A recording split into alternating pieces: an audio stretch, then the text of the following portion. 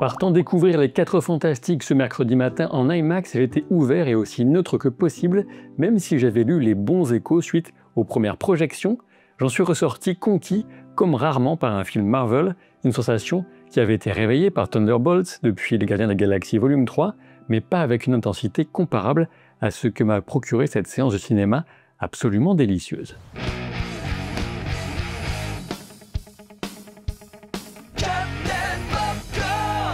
On commence sans gros spoiler bien sûr, même si les images de bande-annonce sont toujours là pour l'illustration, se lancer dans une présentation complète des 4 Fantastiques et de leur importance dans le monde de Marvel, des comics au sens large, et même de la culture pop, serait sans doute un peu fastidieux, et c'est justement une des premières réussites du film que de parvenir à introduire le groupe avec style et un dynamisme pop.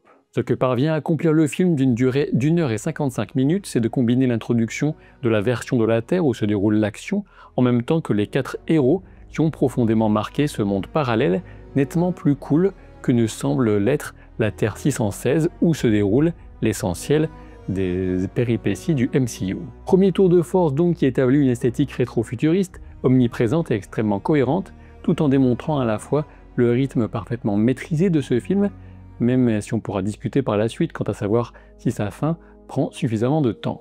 Alors certes, on est dans une forme d'American Way of Life et de bons sentiments teintés de l'optimisme typique de l'âge d'or, mais dans l'ensemble difficile de ne pas avoir envie de vivre dans cette version utopique, non seulement de New York, qui aura la part belle et sera le principal lieu de l'action, mais aussi du monde entier que les 4 Fantastiques ont réussi à transformer assez radicalement. Contrairement à nos super-héros habituels qui font leur truc de super un peu dans leur coin, en sauvant un monde qui semble par ailleurs curieusement ne pas changer par rapport au nôtre, les 4 Fantastiques apparaissent littéralement comme les 4 personnes ayant le plus d'impact sur la vie des terriens de leur version de la Terre. Les inventions de Reed Richards sont répandues, on en observe dans la vie quotidienne, et plus fort encore, la Fondation du Futur, présidée par Sue Storm Richards, est parvenue à établir une paix durable entre les nations, ce qui est l'exploit le plus incroyable de l'histoire de l'humanité, si on y réfléchit plus de 2 secondes. De fait, l'impact de Ben Grimm alias La Chose ou de Johnny Storm, la Torche Humaine, est nécessairement plus anecdotique, mais ce sont des figures ultra populaires à tel point qu'on peut voir un portrait de Johnny en mode Andy Warhol ou encore trouver des figurines de lui dans les paquets de céréales. Bon, ok, le monde est toujours porté par le capitalisme, j'imagine donc que tout n'est pas parfait, mais je vous ai prévenu, ça reste l'American Way of Life. Ben Grimm est évidemment le chouchou des enfants et sa façon de rester en contact avec la rue le positionne immédiatement comme le fantastique le plus abordable et potentiellement le plus sympathique et terre à terre.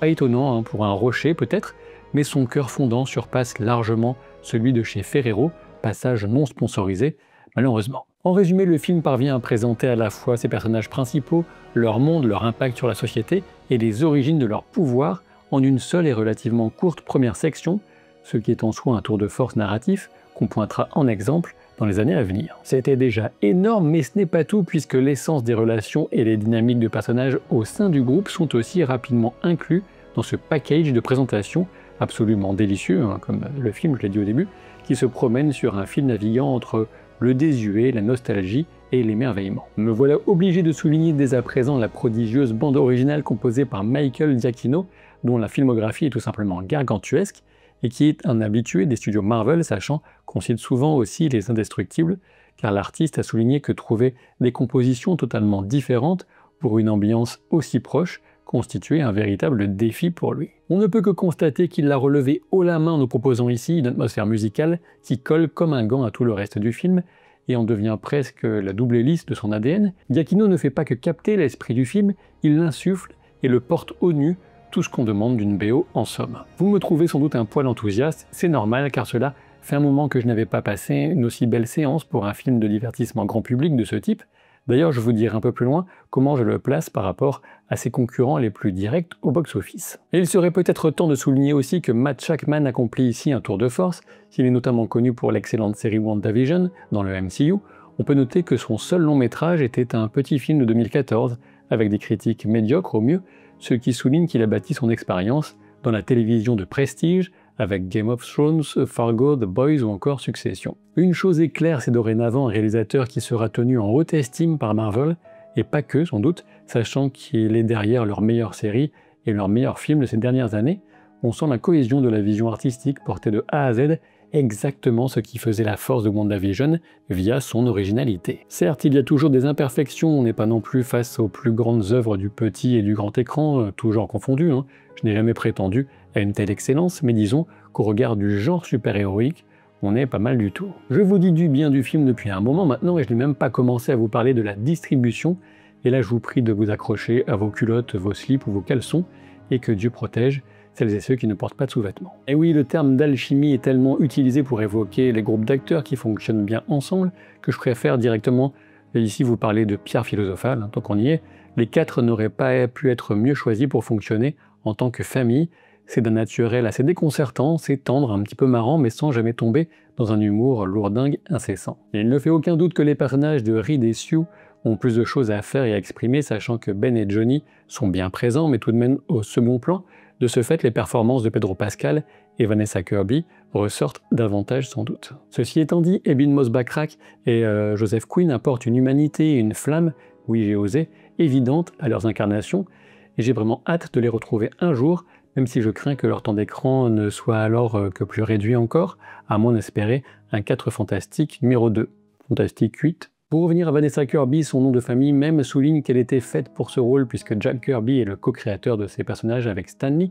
Elle est souvent citée comme l'interprète la plus marquante du film, et c'est sans doute juste, sachant qu'elle a les scènes les plus fortes et qu'elle y apporte autant d'intensité que de charme. Et le fait même que des minables aient pu s'en prendre à son âge ou son physique apparemment inadapté au personnage, dans leur vision tronquée de l'univers, en dit long sur la pertinence des avis sur internet, même si je suis précisément en train de vous en donner un, légèrement plus construit, hein, espérons-le. Si Vanessa Kirby incarne à merveille l'intelligence sociale et émotionnelle de Sue, Pedro Pascal porte quant à lui le génie inquiet et la gaucherie relationnelle de Reed Richards avec talent.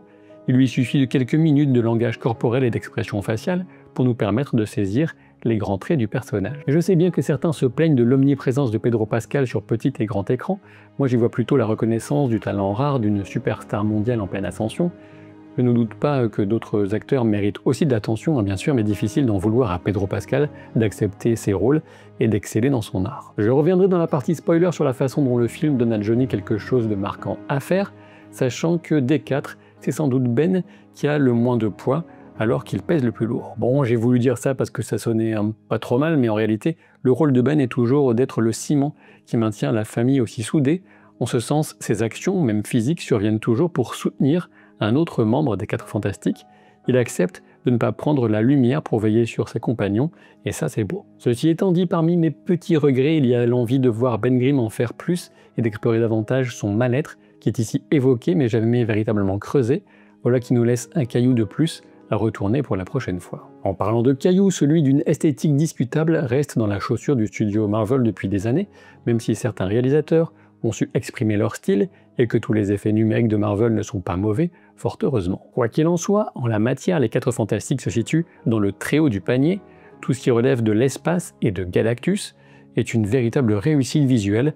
Le seul élément qu'on pourrait retenir contre le film en matière d'effets visuels, c'est la façon dont le bébé, Franklin Richards, est parfois représenté à l'écran. À titre personnel, ce n'est clairement pas le type de détail susceptible de me gâcher quoi que ce soit, et je comprends totalement le choix de recourir à des effets plutôt que d'emmener un nourrisson qui n'a rien demandé sur un plateau de tournage. Enfin, vous voilà prévenu, le bébé aux allures parfois pas très naturelles sera utilisé par certains pour décrédibiliser l'accomplissement visuel du film, mais c'est une broutille sans importance au regard de la chose qui est très réussie à mes yeux, et encore plus des éléments gigantesques et cosmiques déjà évoqués, sans même reparler des décors urbains très aboutis. Reste la question des antagonistes, même si Galactus est introduit à la perfection et que la surfeuse d'argent a plusieurs moments très cool, c'est sans doute dans les moments d'affrontement qu'on peut trouver certaines sources de déception mesurées. Je tiens toutefois à souligner que les enjeux émotionnels prennent le dessus au final, et que ce choix donne plus de puissance au film que les meilleures chorégraphies de combat ou le respect millimétré des échelles de puissance, même si dans l'idéal, j'aurais voulu les 2 ou les 3 à la fois. Le talon d'Achille du film résidera pour certains dans la relative rapidité d'un aspect de son 3e acte, mais j'attends les spoilers pour vous en dire un peu plus, c'est ce que j'en pense. Et au fait, si le niveau de puissance de Galactus est un sujet qui vous intéresse, j'ai sorti une vidéo dédiée à cela et à la concurrence qu'il a dans le film. C'est sans spoiler puisque cette vidéo date d'avant mon visionnage. Comme promis, j'en viens maintenant à un premier comparatif de ressenti entre les 4 Fantastiques et ses 2 concurrents directs en tant que blockbuster estivaux, à savoir Jurassic World Renaissance et Superman. Déjà, il ne fait aucun doute que les dinosaures sont relégués loin derrière pour moi en termes d'expérience de cinéma. On y voyait de belles bestioles mais pas grand chose de plus et surtout le calme plat du point de vue de l'investissement émotionnel. Entre Superman et les 4 Fantastiques, par contre, c'est plus serré. Je vous renvoie à la vidéo consacrée à Superman pour un avis détaillé, mais j'ai apprécié la proposition d'un Superman dont la force réside davantage dans son humanité que sa divinité et qui se met en danger au profit de toutes les vies. C'est un bon début pour ce nouvel univers d'ici qui donne envie d'en voir plus, d'autant que la tonalité sera différente et propre à chaque film. Ceci étant dit, j'ai passé un moment encore meilleur avec les 4 Fantastiques, ce qui a été une heureuse surprise.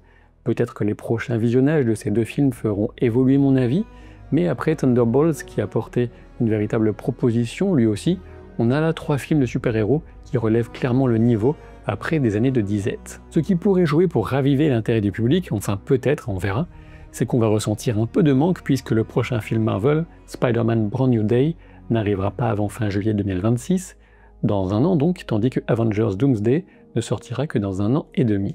Et du côté d'ici, Supergirl devrait arriver en juin 2026, donc on a bel et bien un an sans super-héros en salles obscures. Je vous rappelle que ces vidéos dépendent notamment de vos commentaires, abonnements et pouces en l'air, oui je sais que vous savez mais c'est comme ça, et que sans soutien de votre part, je me verrai dans l'obligation de vous enfermer dans une boucle temporelle animée uniquement par Morbius, Venom 2 et Kraven le Chasseur. Ça vous laissera le temps de réfléchir. Sachez enfin que le film compte 2 scènes post-génériques, la première fait du teasing pour Doomsday et la seconde est juste un clin d'œil en mode dessin animé, c'est pas indispensable. Il est temps de passer aux spoilers si vous avez vu le film ou si vous vous foutez des surprises. Donc tout le monde meurt à la fin. Non, je déconne, c'était juste pour faire peur à ceux qui n'ont pas encore compris qu'on était passé dans la section spoiler. Et n'oubliez pas de revenir, les voir plus tard, à la bande de petits chenapans. Les 4 Fantastiques Premier Pas est donc un film qui parle de famille, de génération, de sacrifice, de passage de flambeau.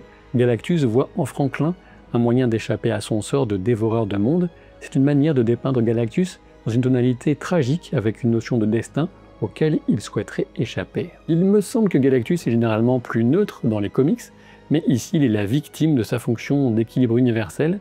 Pour lui, Franklin représente une échappatoire inespérée. La coïncidence de l'arrivée de Franklin et de la menace de fin du monde vient sans doute jouer sur le fait que la survenance de la génération suivante, tout comme la fin de la précédente d'ailleurs, nous renvoie inéluctablement à notre propre mortalité. Outre la classique opposition entre morale utilitariste et kantienne par exemple, quant à la justification de sacrifier une vie pour en sauver bien plus, le refus de céder Franklin à Galactus est élargi dans l'explication donnée par Sue Storm à la foule rassemblée au bas de la tour, à une définition de l'humanité en tant que famille. C'est certes bien pratique car il s'agit de son propre enfant, mais c'est une vision humaniste qui estime que l'humanité ne devrait jamais accepter que la vie de l'un d'entre nous soit sacrifiée d'une manière ou d'une autre pour tel ou tel bénéfice, ce qui est évidemment très éloigné de la réalité que nous vivons. On peut d'ailleurs souligner que la sacralisation de la vie de l'enfant n'a pas toujours été la règle, au gré des civilisations et des époques, bien entendu. On est dans un film Marvel plein de bons sentiments, pas dans une thèse philosophique, on a même une certaine marge, je peux le dire. Ceci étant, la simplicité du choix a le mérite de renvoyer notre époque aux aveuglements collectifs qui portent sur bien des points de conflit du globe ou du fonctionnement du système productif mondialisé, entre autres injustices criantes, pesant directement sur de jeunes enfants notamment. Certains sont même devenus des champions hors catégorie pour justifier des meurtres d'enfants organisés à la chaîne. Pour en revenir au déroulement plus premier degré du film, en effet, Galactus devrait pouvoir résister assez aisément au pouvoir de Sue Storm, du moins si on estimait que les ordres de puissance imaginaires et variables des comics étaient plus importants que l'impact émotionnel d'une scène. Pour ma part, je dois vous avouer que le choix est vite fait, si la scène est réussie et ne diminue pas un personnage, on se contrefout un petit peu des échelles de puissance. À vrai dire, on peut aussi souligner que l'étendue des pouvoirs de Sue Storm est une vaste question, un vaste sujet dans les comics, et qu'elle est actuellement considérée, je crois, comme la plus puissante des 4 Fantastiques, et ce de très loin. Alors oui, l'amour maternel qui triomphe, le sacrifice de soi pour son enfant, tout ça c'est un petit peu cucu, mais selon les sensibilités personnelles, c'est aussi très beau. Déjà, Johnny Storm se propose en sacrifice à Shalla-Bal, ce qui est sans doute une petite référence au fait que la Torche Humaine a été brièvement le héros de Galactus dans les comics. On peut estimer que le sacrifice de Stu est gâché par sa résurrection grâce au pouvoir de Franklin, mais bon, qui pensait vraiment qu'on tuerait pour de bon Sue Storm dans le premier film 4 Fantastiques, et que Marvel terminerait ce divertissement plutôt feel-good sur un bébé à demi orphelin? Pour ma part, je n'ai certes pas été surpris du dénouement, mais pas pour autant déçu. Les disparitions, chamboulements et morts seront légion dans les 2 prochains films Avengers, a priori, et j'ai apprécié le déroulement relativement simple des 4 Fantastiques. Cette simplicité ne se fait jamais au détriment du rythme et du suspense, du moins il me semble, sur moi ça a bien fonctionné. En effet, chaque tentative désespérée de contrer Galactus était intense et émouvante. On peut regretter, c'est vrai, la défaite un peu rapide de cette entité cosmique et le fait qu'on ne le voit pas vraiment user de ne serait-ce qu'une portion de ses immenses pouvoirs habituels dans les comics. C'est sans doute là, à mes yeux, le point le plus regrettable du film, même si ça fonctionne dans le scénario proposé. Il faut aussi admettre que la version féminine du surfeur, donc avec Shala Bal, a été choisie essentiellement pour permettre au rapport avec Johnny Storm de fonctionner. Ceci étant dit, Johnny aurait pu se pencher sur la traduction des propos sans aucune notion d'attirance entre eux, ou encore en partant sur une attirance homosexuelle en gardant le surfeur masculin, ce qui aurait lancé les réacs d'internet dans une frénésie encore plus rageuse et pitoyable. Ça aurait été sympa. Quoi qu'il en soit, la découverte de l'histoire de Shala Bal via Johnny était assez bien vue, et il fallait ouvrir sur l'héroïsme du personnage du surfeur. Quoi qu'il en soit, c'est un aspect essentiel du surfeur d'argent bien sûr. Et j'en profite quand même pour souligner à nouveau à quel point les séquences dans l'espace avec le trou noir, ou les séquences dans le vaisseau de Galactus avec les ordres de grandeur étaient vraiment très réussies. Visuellement, pour moi, c'était la fête. Du côté des scènes post-génériques, c'est plutôt la déception, je trouve, sachant que la scène de Thunderbolts avait plus d'impact que de voir le Docteur Fatalis de dos. On apprend néanmoins qu'il vient potentiellement de la Terre des Quatre Fantastiques et qu'il s'intéresse à Franklin. On remarque d'ailleurs la Latveria comme le seul pays faisant politique de la chaise-vide dans le sommet organisé par Sue Storm pour la paix globale, un clin d'œil très cool qui arrive assez tôt dans le film, comme celui des deux dessinateurs qu'on voit très rapidement dans leur atelier de New York, en hommage, très certainement, à Jack Kirby et Stan Lee.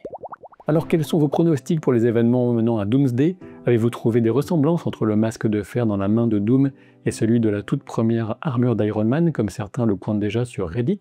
Je vous laisse vous exprimer en commentaire, en mettant une alerte spoiler si besoin, et je vous dis à très vite pour de nouvelles aventures. Salut!